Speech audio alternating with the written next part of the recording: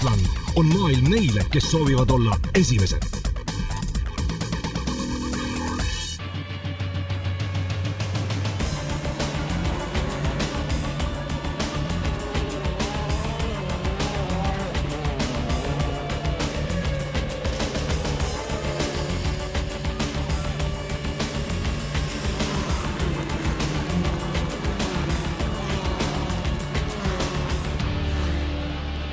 Eesti Kaardiliit tegi kokkuvõtteid lõppenud hooajast, pidas meeles sponsoreid, toetajaid ning paremaid sportlasi.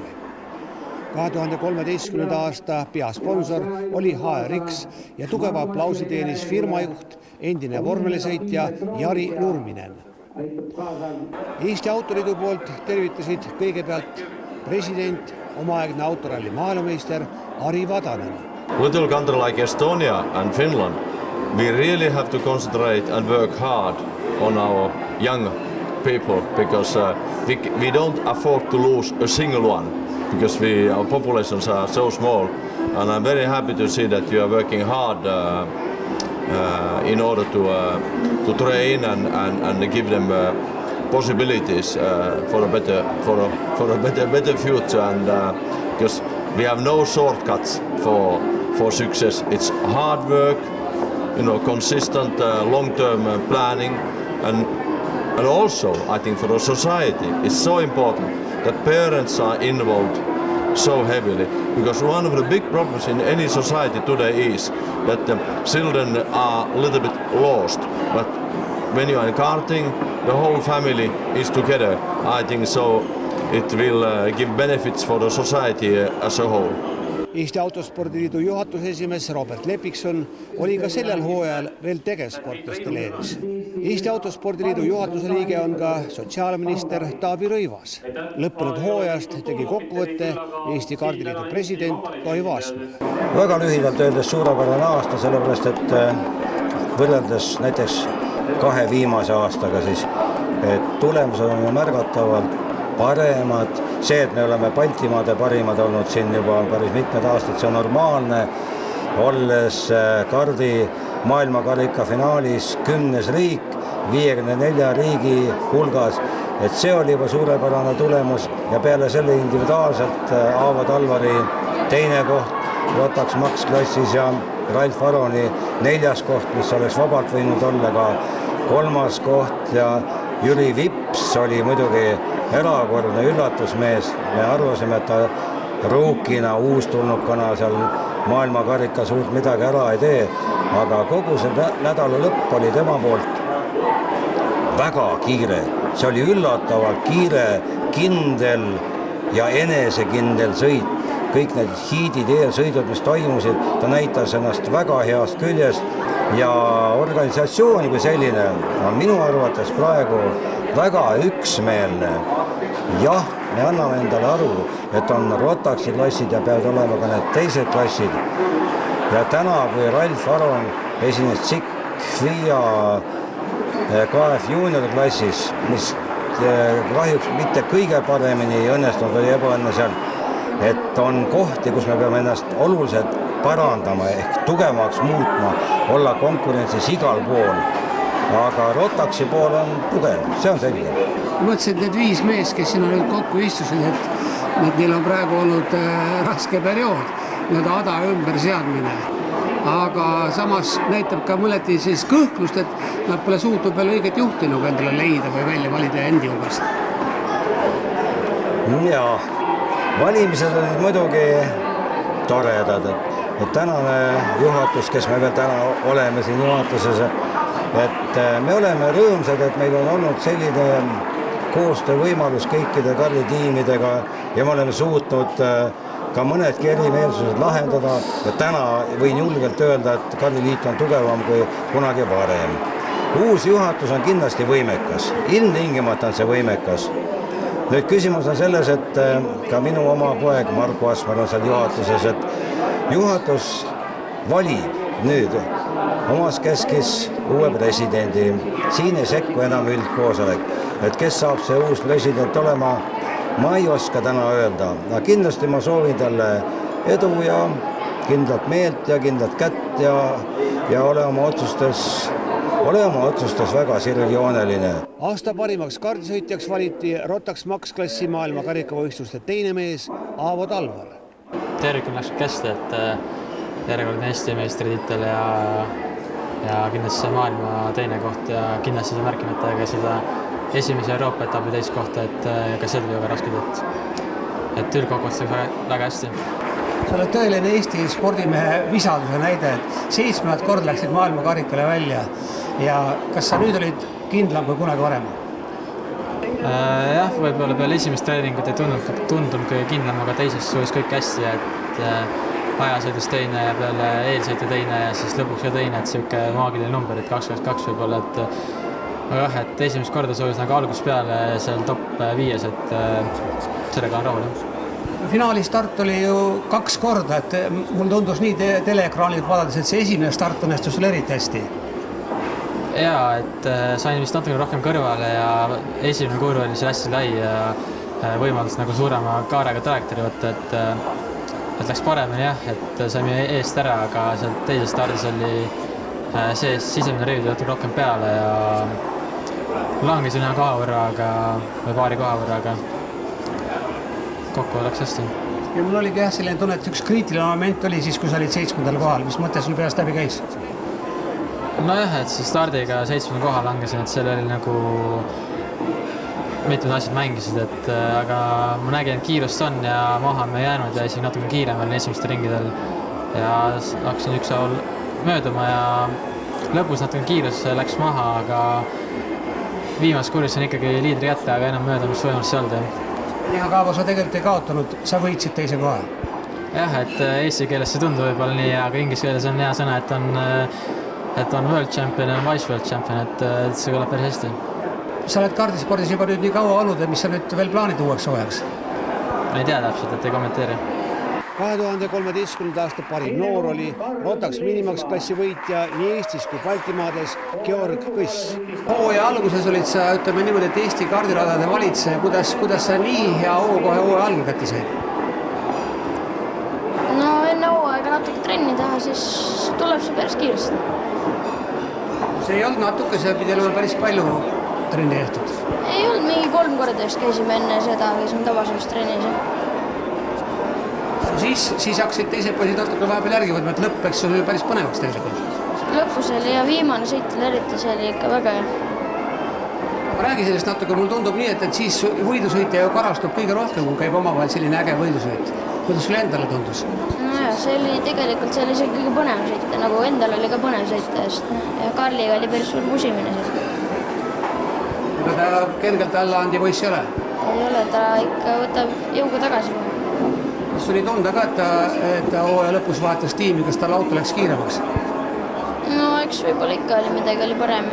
Just oli raamale uuem midagi. Kas teil oma kaardi juures oli ka hooaja käigus mingid nippe, mida tuli välja käia? Midagi ikka oli, jah. Milline sulle nendest hooaja sõitudest kõige rohkem meelde jäi? No see viimane oligi, see oli ikka väga pingerikas. Räägi nüüd, mis siis uuel hooajal saab, mis sa plaanid? No klass jääb samaks, sest järgmisse klassi minna ma olen liiga noor. No et siis mõned sõitjad lähevad ära ja osad jäävad alles ja võib-olla tuleb mõni juurde ka. Möödunud hooaja suurima arengu tegi juuniorklassi võidusõitja Jüri Vips. Jüri, kas sul on natuke kahju ka praegu, et põhikonkurenti Ralfi siin täna õhtul kohal ei ole? Eks natuke ikka, aga eks ta võistleb nagu KF-iga praegu, et seal Bahreinis, et loodame, et ta läheb ka hästi. No teie omavaheline konkurents oli tegelikult selle hooajal tõesti nauditav, et ma usun, et te nautisite ise ja sellest te karastusite ju. Kuidas sa hindad teie omavahelist mõõduvõttu? Jaa, et see oli nagu Eestisse isegi kogemus ka päris palju selle võidusõiduga, mis meil oli ja kindlasti see andis kõva eelise Euroopasse. Räägime nüüd kõige värskemast Ameerikast ja maailma karikas. Sul oli see rada natukene tuttav, sa olid käinud seda proovima, kas see aitas kaasa, kas see tutvumine oli enam vajalik? Kindlasti oli, et seal nagu õppis rada ja õppis nagu, kus saab nagu paremini mööda sõita ja kus ei saa ja kindlasti andis eelise. Kas nende poistega said seal juba nagu tuttavas, kas sa teadsid, keda sa pead kõige rohkem vaatama või pead ise endast lihtsalt mees olema? Ei, seal jaa, et seal Pan America Challenge'il juba oli see Kyle Kirkwood kiire et ta oli seal ka väga kiire, aga lihtsalt tal finaalis ei läinud kõige paremini. Kui palju seal poisid omavahel rääkida jõuate? No ikka jõuame seal sõitu vahel rääkida, et... No kui sa sõidad välja esirja koha finaaliks, siis kui sulle öeldakse, et kuule mees, et sa pead hoopis minema taha ritta, mis tunne see spordipoisil on? See oli ikka, ma olin päris vihane nende kohtunike peale ja olin tõsiselt kurb. Aga üritasin anda maksimumi, aga siuke enam-vähem koht oli lõpus. Mis see tegelik põhjus siis lõpuks oli? Oskad sa selle lahti rääkida? Mul oli tagant liiga lai kart. Et enne sõitu oli kõik korras, aga lihtsalt pärast ei olnud. Ma ei tea, mul pole aimugi, miks see niimoodi. Nüüd on ju standardkardid ja kõigile on nüüd ju seal firma poolt välja antud, et see ju sinu mure küll ei oleks olnud. Jaa, kindlasti. No tagantreast oli muidugi väga raske juba midagi ette võtta. Mis mõte peas oli? Mõte oli lihtsalt nagu mitte üle rapsida ja lihtsalt sujuvalt ettepoole sõita, et oli idee top 10, aga seal oli paar valid vahepeal ja siis lihtsalt ei suutnud. No see üpris ruttu tõusib, ma panin tähele, et kuskile 13. kohale, et tekkiski mingi lootus juba. Tekkis jaa, aga jah, tagant sõideti sisse ja jälle olin seal kuskil 23-24. Siis pidin uuesti tagasi sõitma. Selles keskmises haaklihamasina ei taha ühelgi võistlusel olla? Ei, et seal see on hoopis teine, siis ei ole minu mõelest võidusõit, mis seal toimub. See on lihtsalt nagu raami lahkumine. Eesotsas on ikka, nad teavad, mis nad teevad ja jätavad viimastel ringidel asjad. Kokkuvõttes said sealt maailmakarikalt ikka väga hea kogemus. Sain tõesti. Mis sa ise ütled kokkuvõtteks selle hooaja kohta tervikuna? Enam-vähem, et Euroopas oli pisut ebaõnne, aga Eestis läks päris hästi. Oli duelle ja oli hea toidusõitu. Endale meeldis hooaeg. Mis siis uuel hooajal saab? Kas üritan Euroopas seal kuskil tipus olla ja Eestis ka siin kuskil eesotsas. Siis hooaja lõpuks uuesti maailmakarikale? Jah, kindlasti. Eesti karikavõistluste arvestes oli raketklassi parim Erich Küün. Teie klassis oli kogu hooaja jooksul ikka päris äge võidusõit. Kuidas sa ise tulid sellega toime? No alguses ei olnud üldse mõtted nagu võitega või midagi, aga siis tundus, et sõitjad jäi raketis vähe, aga iga etapiga tuli neid juurde, et konkurent läks vaikselt juba tihedaks. Teil oli seal, mis teil oli, üks 4-5 poisi grupp oli, kes olid päris võrdsed? Jah. Mis see sinu eelistus oli, kuidas sa sealt võitjana lõpuks välja tuli? No mul oli kiirust oli natuke rohkem, aga võidusõidu kogemust on vähe, et nüüd järgmine aasta üritame juuniorisse minna ja sealt kogemust saada. Kui sa hooaja algusega peale hakkasid, ega sa vist ei lootnudki, et sa ühe hooajaga nii kõrgele tõused? Ei, seal olid sõitjad nii vähe, et kohe esimesel etapil olid kohe niimoodi. 2 sõitjat ainult oligi vist on minuga. No ja, aga lõpus läks juba nii-öelda tõeliseks võidusõiduks? Jah, läks. Viimase etapil läks natuke startuntsu, aga ikka tõusin.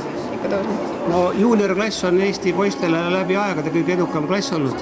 Mis sa seal juunioris tahad ära teha? No alla 10 saada ikka. Eks esimene aasta seal on kindlasti raske? Jah.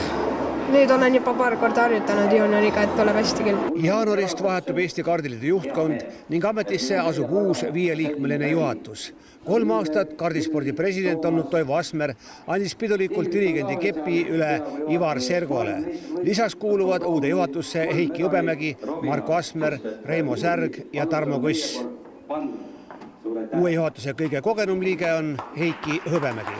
Kardispordiliidu juhtimise on praegu võtmas üle uus 5-liikmeline juhatus. Mida mõtlete, mida plaanite? No, plaanime ikkagi suuremalt jaolt jätkata lahkuva juhatuse tööd. Et kardiliidu president Toivo Asmer selle juhatuse eesotsas on teinud ikkagi väga head tööd. Meie arvates suurepärast tööd.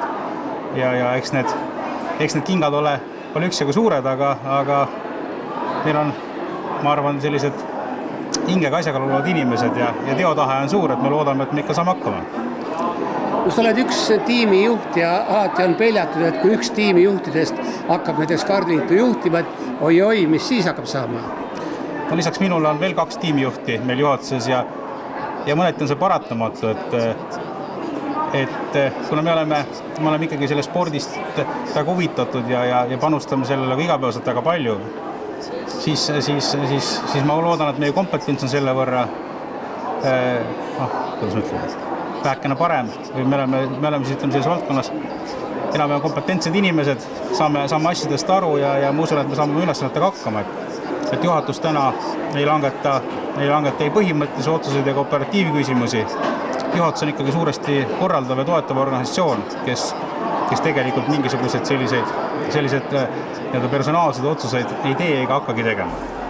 Kui kaua sa Eiki oled nüüd kardispordis kokku olnud ja miks sa võtsid kohe uues juhatuses vastu?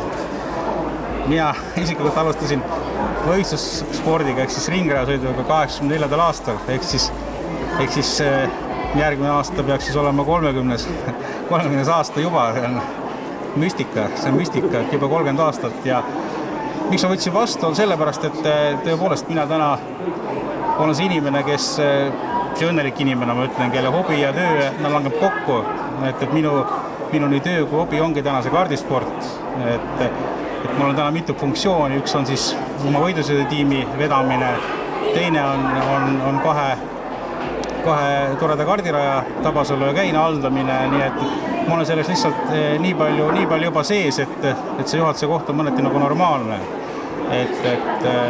Ja kuna ma olen nii kaua olnud, siis ma usun, et minu kogemustest ja teadmistest on teistel liikmetel abi. Kas uus president tuleb juhatuse seest või valite väljapoolt?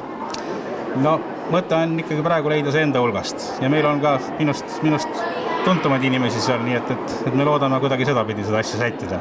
Edu teile! Jaa, suur tänu! Tänases kõik, aitäh vaatamast, mootorite maailmas kohtume taas järgmisel pühapäeval, seniks kõike head!